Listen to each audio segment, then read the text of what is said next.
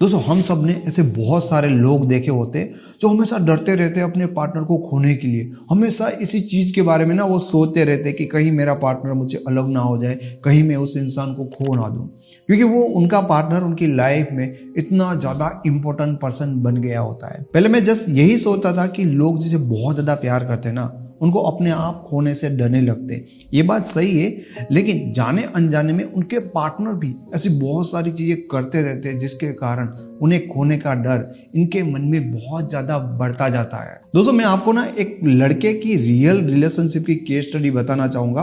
उसमें ना सब कुछ है, सब कुछ चीज़ें हैं कि पहले उसका पार्टनर कैसे इग्नोर कर रहा था, फिर इस बंदे ने क्या अपने रिलेशनशिप में चीज़ें चेंज की, और उसके बाद इग्नोर करने वाला खुद पर्सन अभी उसके पार्टनर को खोने से बहुत ज़्यादा डरता है। ताकि हमें ना एक ह्यूमन साइकोलॉजी की प्रैक्टिकल केस स्टडी समझ में आए कि रिलेशनशिप में यार ऐसा कैसे होता है कि कोई इंसान हमें इग्नोर कर रहा है, और ये भी पॉसिबल है कि वो इंसान जो हमें खुद इग्नोर कर रहा है, जिनके लिए हम बोरिंग बन गए, एक टाइम के बाद वो इंसान हमें खोने के लिए डरे। तो जो लड़का मेरे पास आया था, उसकी जो गर्लफ्रेंड थी, उसका ना पहले कहीं और पे एक रिलेशन था।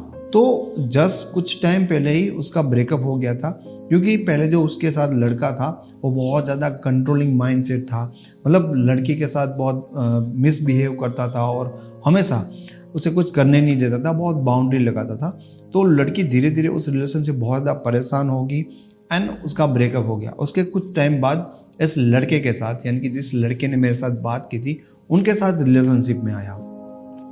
तो जिस तरह से लड़के ने मुझे बताया था कि ये लड़का बहुत ज़्यादा ओपन माइंडेड था, वो फ्रीडम देता था और कंट्रोलिंग करना, ये सारी चीज़ को अच्छा नहीं लगता था। तो स्टार्टिंग डेज में लड़की का ऐसा कहना था इस लड़के को कि उसको ना हमेशा ऐसा ही लड़का चाहिए था। तब उस लड़के को ये लड़का बहुत ही सही लगा, क्योंकि उसके पास के जो भी एक्सपीरियंस रहे थे, इससे ये लड़का बहुत ही ज़्यादा डिफरेंट था। तो जाहिर सी बात थी कि उस लड़की को ये लड़का पसंद आना ही था, और लड़का भी बहुत जल्दी उस लड़की के साथ अपने आप को कनेक्ट फील कर रहा था। तो ये रिलेशनशिप चल रहा था, लेकिन 2-3 महीने के बाद जो लड़की इस रिलेशन में बहुत ज़्यादा खुश थी, धीरे धीरे इस लड़के को इग्नोर करने लगती है। जब लड़का इसके बारे में बात करने जाता है तो लड़के की गलतियां सुनाती है कि तुम ये सही नहीं करो, तुम मैच्योर नहीं हो, तुम समझ नहीं रहे हो। और ये सब चीज़ें होकर ना वो लड़की ओवरऑल उस लड़के को ये बता रही थी कि मैं ना अपने आप को तुम्हारे साथ कनेक्ट अब महसूस नहीं कर रही हूँ,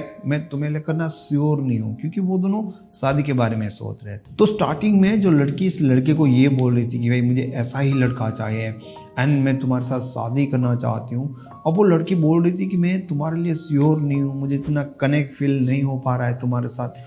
तो ऐसी चीज़ें क्या हुई? तो ये सारी चीज़ें जानने और समझने के लिए मुझे उस लड़के को बहुत डिटेल में पूरी चीज़ें पूछनी पड़ी कि भाई इस 3 महीने में तुमने उस लड़की को कैसे ट्रीट किया। क्योंकि जो लड़की 3 महीने पहले ये कह रही थी कि भाई तुमसे शादी करना चाहती हूँ, अब वो कह रही है मैं श्योर नहीं हूँ, तो कहीं ना कहीं तुमने जिस हिसाब से उसको ट्रीट किया है उसमें कहीं ना कहीं प्रॉब्लम होगा। सबसे पहली गलती जो मैंने इस लड़के की देखी, ये लड़का लड़की का दिल जीतने के लिए, लड़की को सिर्फ इम्प्रेस करने के लिए बहुत ज़्यादा एफर्ट करता रहता था। देखो वो इम्प्रेस ही थी ना, पर फिर भी ये लड़का बहुत ही ज़्यादा हमेशा एफर्ट करता ही रहता था। इन 3 महीनों में उसने बहुत ज़्यादा एफर्ट किए, बहुत ज़्यादा टाइम और गिफ्ट तो हमेशा एक आध वीक में उनके एक गिफ्ट तो वहाँ पर पहुँच ही रहता था। और इस लड़की को हमेशा खुश रखने के लिए ये कुछ ना कुछ करता ही रहता था। और आपको लगता होगा कि क्या ये गलती है? हाँ देखो, चीज़ें थोड़ी ज़्यादा करनी अच्छी होती है। आप बहुत ऐसी चीज़ें करते हो ना, लोग आपसे लिटरली बोर होने लगते हैं। जिस चीज़ का ना रियलाइजेशन हमें बहुत लेट से होता है कि यार मैं उसको खुश करने की कोशिश कर रहा हूँ, एक्चुअल में हम वो गलती कर रहे होते हैं। दूसरी, इस लड़के ने जो गलतियाँ की, क्योंकि उसने मुझे बहुत डिटेल में बताया था, ये लड़का ना बिना मांगे लड़की के लिए बहुत कुछ कर रहा था, हेल्प भी कर रहा था, बहुत कुछ। इवन लड़की के लिए कर रहा था, लड़की के घर वालों के लिए भी कर रहा था।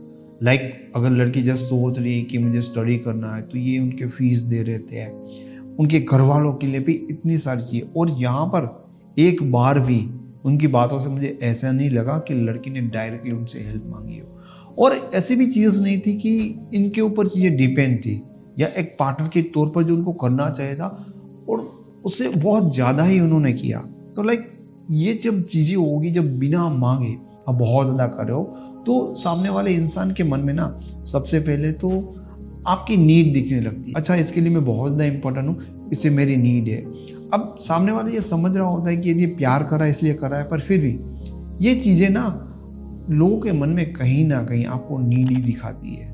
ये चीज़ें करने से भी नीडी दिखाती है, जो चीज़ें हमें नॉर्मली समझ में नहीं आती। और तीसरी गलती जो मैंने इस लड़के में नोटिस की, वो बहुत ही ज़्यादा ओवर एक्साइटमेंट और पागलपंती दिखाता था कि लाइक तुम मेरी लाइफ में आ गए तो मेरी लाइफ ही बदल गई, मैं तुमसे शादी करना चाहता हूँ, मैं बहुत ज़्यादा खुश हूँ तुम्हारे साथ। अब ये सारी चीज़ें ना हम कहीं ना कहीं करते हैं, लेकिन एक लेवल पे करनी चाहिए, क्योंकि जिस तरह से इस लड़के ने किया, उस लड़के ना सामने वाले पर्सन को इतने आसमान पर बिठा दिया कि वो लड़का रियल में अगर देखा जाए तो वो लड़का उस लड़की से अगर कंपैरिजन किया जाए तो कई मामलों में बहुत सही था, पर फिर भी कहीं ना कहीं इस लड़के की ऐसी गलतियों ना इस लड़की को ना पहाड़ पे बिठा दिया, आसमान पे बिठा दिया, बहुत बड़ी बना दी उसको। तो जब आप किसी को बहुत ज़्यादा प्यार दिखाते हो ना, तो लोग आपसे बोर हो जाते हैं। लोग सबसे ज़्यादा आपके इमोशंस से बोर हो जाते हैं।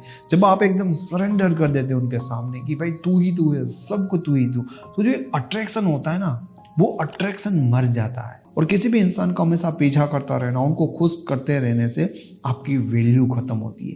देखो, लोगों के मन में रिस्पेक्ट, अट्रैक्शन और इमोशन तभी बिल्ड होगा जब वो थोड़ा ज़्यादा आपको खुद से बेहतर मांगते होंगे।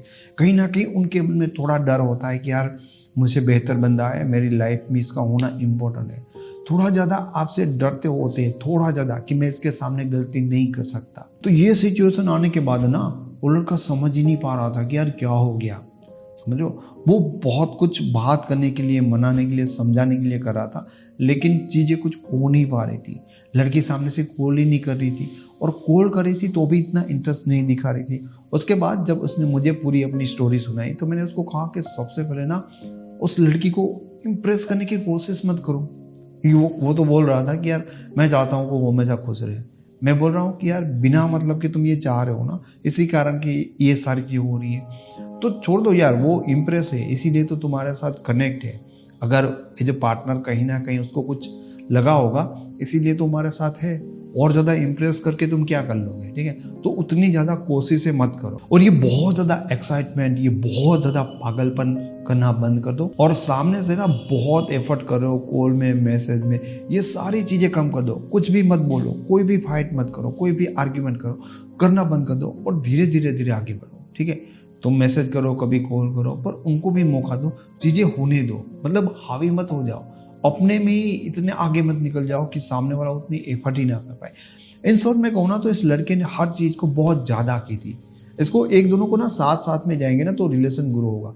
तो लड़की धीरे थी, ये लड़का बहुत आगे निकल गया। मतलब इसके एफर्ट, तो ऑटोमेटिकली चीज़ें अनबैलेंस होगी, वो पीछे रहेगी, फिर उनका इंटरेस्ट नहीं होगा। फिर आप कितने भी अच्छे इंसान होंगे, आप उसके लिए कितने भी सही पर्सन होंगे, अंदर से ना वो वैल्यू, वो अट्रैक्शन, वो इंटरेस्ट बिल्ड नहीं हो पाए। और उस लड़के ने ना उसके बाद ज़्यादा कुछ नहीं किया, जस्ट अपनी चीज़ों को ना ज़बरदस्ती कंट्रोल की कि बहुत ज़्यादा वो गिफ्ट ना दे, इतनी पागलपंती ना दिखाए, बहुत ज़्यादा एफर्ट ना दिखाए, थोड़ा अपने लाइफ में घुसा। धीरे धीरे धीरे धीरे उस लड़की का इंटरेस्ट, माइंडसेट अब होने लगा। अब वो लड़का कहता है ना कि किसी दिन मैं थोड़ा कम मैसेज करूँ, मतलब लेट मैसेज करूँ, तो सामने से आती है। अगर एक कॉल ना उठो तो कॉल पे कॉल, और उनके बाद जैसे ऐसा लग रहा है कि जैसे उनको कुछ मतलब लग रहा है कि क्या हो गया। तो लाइक अब उस लड़के की सिचुएशन ऐसी हो रही है कि वो लड़के को ऐसा सवाल करने लगी है कि यार तुम धीरे धीरे बदल रहे हो, मुझे छोड़ना मत। इस लड़के ने ना वो चीज़ें करनी बंद कर दी जो वो और कर रहा था। और इस लड़के के मन में धीरे धीरे डर क्रिएट होने लगा कि ये लड़का धीरे धीरे मेरे से एकदम तो अलग नहीं हो जाएगा। तो कई बार रिलेशनशिप में ना प्रॉब्लम नहीं होते, हम जो एक्स्ट्रा एफर्ट करते हैं ना, उनके कारण ऐसे बहुत बड़े प्रॉब्लम बढ़ जाते हैं।